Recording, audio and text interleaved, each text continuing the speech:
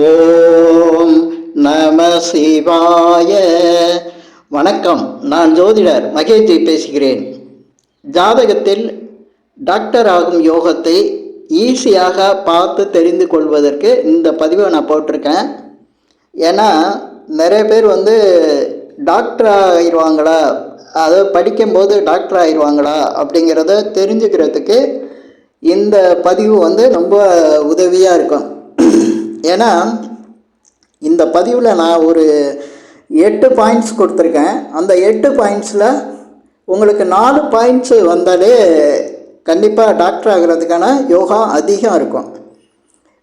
அந்த அளவுக்கு நான் இதை தேர்ந்தெடுத்து கொடுத்துருக்கேன். இந்த பதிவை நீங்கள் எழுதி குறித்து வச்சுக்கிட்டு உங்கள் ஜாதகங்களில் பார்த்தாலே தெரியும். இப்போ டாக்டராக இருக்கவங்களுக்கும் அது பொருத்தமாக இருக்கும். இனிமேல் படிக்க போகிற பிள்ளைங்களுக்கும் இது சரியாகவே இருக்கும். ஏன்னா ஒரு காலத்தில் டாக்டர், இன்ஜினியர், வக்கீல் இந்த 3 படிப்பு தான் அதிகமாக இருந்தது, மதிப்பான ஒரு படிப்பாக இருந்தது. அது காலப்போக்கில் இப்போ பார்த்திங்கன்னா எத்தனையோ 100 கணக்கில் நம்மளுக்கு தெரிஞ்ச கோர்ஸு படிப்பெல்லாம் இருக்குது. அது தெரியாமல் எத்தனையோ இருக்குது, புதுசாக வருது. இப்போ அந்த மாதிரி இருக்கும்போது இப்போவும் மவுசு குறையாமல் ஒரு மதிப்பாக இருக்கிறது, முதல்ல இடத்துல இருக்கிறது டாக்டர் படிப்பு தான். அதனால் அந்த டாக்டர் படிப்பை பற்றி இந்த பதிவை பார்த்து நீங்கள் ஈஸியாக தெரிஞ்சுக்கலாம். இப்போ ஒரு ஜாதகத்தில் டாக்டர் ஆகக்கூடியதுக்கு ரொம்ப முக்கியமான ஒரு பாயிண்ட்டு, முதல் பாயிண்ட்டாக நான் சொல்லக்கூடியது லக்னம். அந்த லக்னத்தை வச்சு தான் இதை பார்க்கணும். ராசி இல்லை, லக்னத்தை வச்சு தான் சொல்கிறேன்.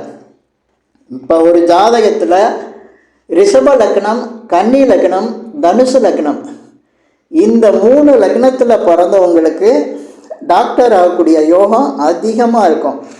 இப்போ டாக்டராக இருக்கவங்களில் 70% பேர் ரிஷப லக்னமாக இருப்பாங்க, கன்னி லக்னமாக இருப்பாங்க, இல்லைன்னா தனுசு லக்னமாக தான் இருப்பாங்க. மீதி இருக்கக்கூடிய 30% தான் மற்ற டாக்டர்கிட்ட இருப்பாங்க. ரொம்ப அதிகமாக இருக்கிறது இந்த ரிஷபம், கன்னி, தனுசு. ஏன் இந்த 3 லக்னத்தை நான் சொல்கிறேன்னா, இதை நான் நிறைய பார்த்துருக்கேன். அதை பற்றின ஒரு ஆராய்ச்சி பண்ணப்போ எனக்கு கிடைச்ச விஷயங்களை தான் நான் இந்த பாயிண்ட்ஸில் தரேன். இது ரொம்ப சரியாகவே இருக்கும். இப்போ ஏன் ரிஷப லக்னத்துக்கு சொல்லியிருக்கேன்னா, மருத்துவ கிரகம் அப்படிங்கிறது சூரியனும் செவ்வாயும் தான். சூரியனும் செவ்வாய் தான் மற்ற கிரகங்களை விட மருத்துவத்துக்கு அதிகமாக சொல்லக்கூடியது. சூரியன் ஒரு மருத்துவ கிரகம், செவ்வாய் ஒரு மருத்துவ கிரகம். அதே போல் ஜாதக கட்டத்தில் லக்னத்துக்கு 12ஆம் இடம் தான் ஹாஸ்பிட்டலை சொல்லக்கூடியது. ஹாஸ்பிட்டல் அப்படின்னா இப்போ டாக்டரோட தொடர்புடைய ஒரு இடம் அப்படின்னாவே அது ஹாஸ்பிட்டல் தான். அப்போ ஹாஸ்பிட்டலில் சொல்லக்கூடிய இடம் பாருங்கள், ரிஷப லக்னத்துக்கு 12ஆம் இடமாக வரக்கூடியது செவ்வாயோட வீடு. மருத்துவ கிரகம்னு சொன்னல, அந்த செவ்வாயோட வீடு ஹாஸ்பிட்டலாகவே வரும் பாருங்கள். இதுக்கு அடுத்து கன்னி லக்னத்துக்கு சூரியன் 12ஆம் அதிபதியாக வருவார். அந்த கன்னி லக்னத்துக்கு 12ஆம் இடம் ஹாஸ்பிட்டல் அப்படின்னா அங்கே மருத்துவ கிரகம் வீடாக வருது. அப்போ கன்னி லக்னத்துக்கும் டாக்டர் ஆகிற யோகம் ஈஸியாக இருக்கும். அதே போல் தனுசு லக்னத்துக்கு பார்த்திங்கன்னா 12ஆம் இடம் ஹாஸ்பிட்டல், அந்த இடம் செவ்வாயோட வீடாக மருத்துவ கிரக வீடாக வரும். அதனால தான் ஒரு ஜாதகத்தில் நம்ம பார்த்தோன்னே பாயிண்ட்டாக தெரிஞ்சுக்கிறது அவங்க டாக்டர் ஆவாங்களா அப்படின்னு தெரிஞ்சுக்கணுன்னாவே அவங்க ரிஷப லக்னம், கன்னி லக்னம் அல்லது தனுசு லக்னமாக இருப்பாங்க. இப்படி இருக்கவங்களுக்கு ஈஸியாக மருத்துவம் கிடைக்கிது. அதே போல் மற்றவங்களுக்கு கிடைக்காதானா மற்ற கிரக அமைப்புகளை வச்சு அவங்களுக்கும் கிடைக்கும். இப்போ இந்த பாயிண்ட்ஸ்க்கு 2வது பாயிண்ட்ஸுக்கு வருவோம். 2வது பாயிண்ட்ஸ் என்ன அப்படின்னா, தனஸ்தானம், ஒருத்தருக்கு வருமானம் எதுலேருந்து வரும் அப்படிங்கிறத வச்சு நம்ம சொல்லலாம். அப்போ ஒருத்தருக்கு வருமானங்க தரக்கூடிய கிரகம் மருத்துவ கிரகமாக இருந்தால் அவங்களுக்கு மருத்துவம் சம்மந்தப்பட்ட வருமானம், அப்போ அவங்க டாக்டர் ஆவாங்க. அதனால் லக்னத்துக்கு 2ஆம் இடத்துல சுக்கிரன், அல்லது செவ்வாய் அல்லது புதன், அதே போல் சூரியன். இங்கே இந்த 4 கிரகத்தில் 4ல் 1 இருந்தாலே போதும். ஏன்னா அவங்களுக்கு மருத்துவத்துறையிலேருந்து வருமானம் வர்றதுக்கான வாய்ப்புகள் இருக்குது. இதில் நான் சுக்கிரனையும் புதுசாக சொல்லியிருக்கேன். ஏன்னா செவ்வாய், புதன், இந்த சூரியன் இதெல்லாம் மருத்துவம் சம்பந்தப்படும். ஆனால் சுக்கிரன் எப்படி சொல்கிறேன் அப்படின்னா, இந்த சுக்கிரனும் செவ்வாயும் தனக்குத்தானே 6, 8 அமையக்கூடிய கிரகங்கள். இந்த 6, 8 மருத்துவத்தை சொல்லக்கூடிய விஷயம். அதனால் ஒரு ஜாதகத்தில் தனஸ்தானத்தில் சுக்கிரன் இருக்கும்போது கண்டிப்பாக அவங்களுக்கு மருத்துவம் மூலமாக வருமானம் வரும். அதே போல் சுக்கிரரே ஒரு மருத்துவர் தான். சஞ்சீவி மூலிகையை வச்சிருந்தவர். சஞ்சீவி மூலிகை மூலம் அவங்க இறந்தவங்களை உயிர்ப்பிச்சார். அதனால் ஒருத்தருடைய ஜாதகத்தில் 2ஆம் இடத்துல சுக்கிரன் இருந்தால் அவங்க மருத்துவ படிப்புக்கு முயற்சி பண்ணால் மருத்துவம் சம்பந்தமான படிப்பு அவங்க படிப்பாங்க. அதனால வருமானத்தை அடைவாங்க. இதுக்கு அடுத்து புதன் ஏன் சொல்லியிருக்கேன்னா, புதன் நோயை சொல்லக்கூடிய 6ஆம் இடத்துக்கு உள்ளது. அந்த 6ஆம் இடத்து மூலம் வருமானம் வரணும் அப்படின்னா அப்போ 2ஆம் இடத்துல வருமானத்தை சொல்லக்கூடிய அந்த கிரகம் இருக்கணும்.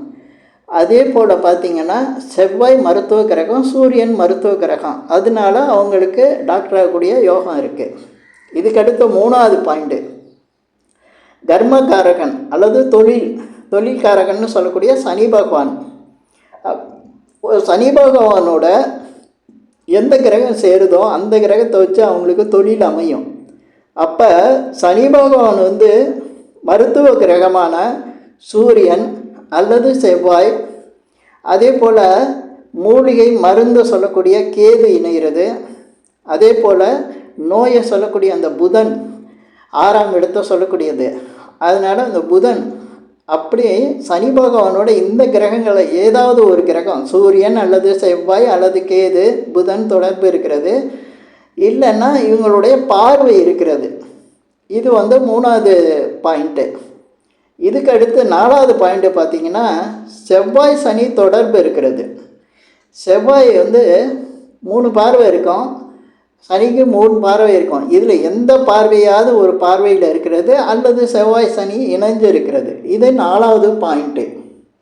இதுக்கு அடுத்து பார்த்திங்கன்னா 5வது பாயிண்ட்டு, லக்னாதிபதி அல்லது 10ஆம் அதிபதி.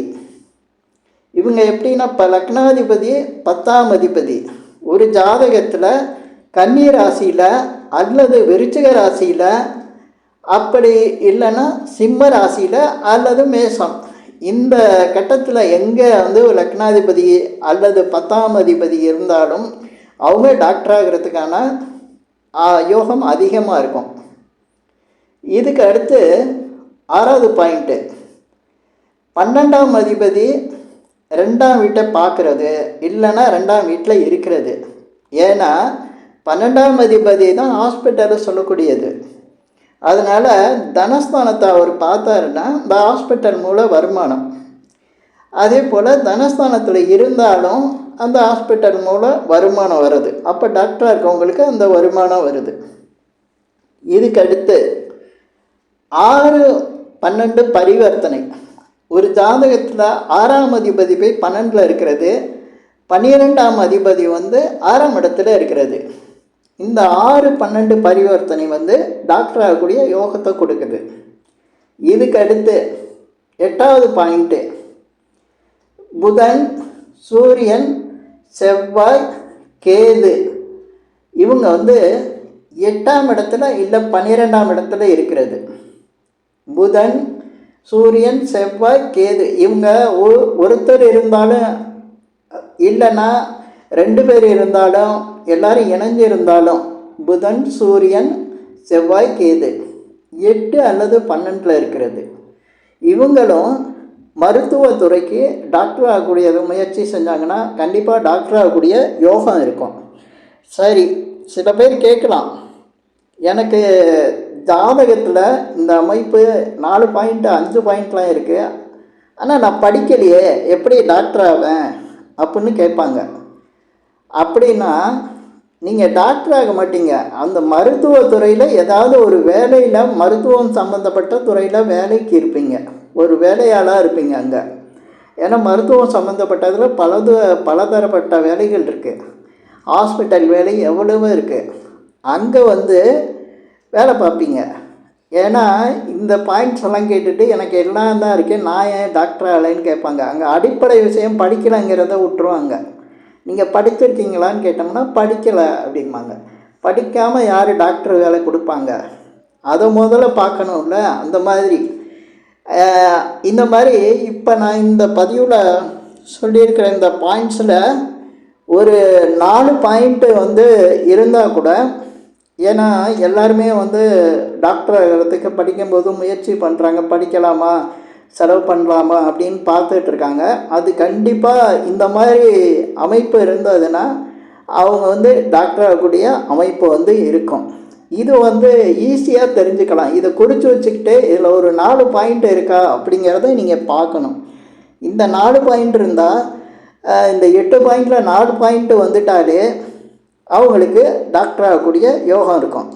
இது ராசி கட்டத்தில் மட்டும்தான் பார்க்க முடியும், அம்சத்தில் பார்க்க வேணாம். ஏன்னா அம்சத்தில் பார்த்திங்கன்னா இது குழப்பிடும், அம்சத்தில் வராது, டாக்டருங்கிறத காட்டாது. சில விஷயங்கள் ராசி கட்டத்தில் தான் பார்த்தாகணும், சிலதை அம்சத்தில் பார்க்கணும். அம்சத்தில் பார்க்க வேண்டியதை ராசி கட்டத்தில் பார்க்கக்கூடாது. ராசி கட்டத்தில் சில விஷயங்கள் காட்டும், அதை வச்சே நம்ம எல்லாத்தையும் சொல்லலாம், தெளிவாகவும் இருக்கும். அதே போல் இதில் நட்சத்திரங்களை பற்றிலாம் சில பேர் குழப்பிக்குவாங்க. நட்சத்திரங்கள்லாம் அது நிறைய வேணும், அது ஈஸியாக சொல்ல முடியாது. அது நிறைய விஷயம் பேசி கடைசியில் சுற்றி வளைச்சி தெரிஞ்சுக்கிறதோட, இது நான் கிரகத்திலே சொல்லிட்டேன். கிரகங்கள் இப்படி இருந்தாலே அவங்க மருத்துவம் சம்மந்தப்படுவாங்க அப்படிங்கிறத சொல்லிட்டேன். ஏன்னா இந்த 12, 6 இந்த 2 இடம் எப்போவுமே இந்த மருத்துவம் சம்மந்தப்பட்ட துறைக்கு ரொம்ப இதாக இருக்கும், அதாவது இணைவாக இருக்கும். அதனால இது பலன்கள் சொல்கிறதுல ரொம்ப ஈஸியான மெத்தடு. அதனால் நான் இந்த பதிவில் டாக்டர் ஆகிறத ஈஸியாக தெரிஞ்சுக்கலாம். இதுக்கப்புறம் நீங்கள் இன்னும் ஆராய்ச்சி பண்ணி கூட தெரிஞ்சுக்கலாம். பொதுவாக டாக்டர் ஆகிறதுக்கு இப்படி ஈஸியாக ஜோதிடரை பார்க்காமலே இந்த விஷயத்தை தெரிஞ்சுக்கலாம். இப்போ இந்த பதிவில் சொன்ன விஷயங்கள் உங்களுக்கு பிடிச்சிருந்தால் ஷேர் பண்ணுங்கள், லைக் பண்ணுங்கள். அதே போல் இந்த சேனலுக்கு சப்ஸ்கிரைப் பண்ணுங்கள். என்கிட்ட ஜாதகம் பார்க்கணுன்னா மட்டும் கீழே இருக்க என் நம்பருக்கு கால் பண்ணுங்கள். நன்றி, வணக்கம்.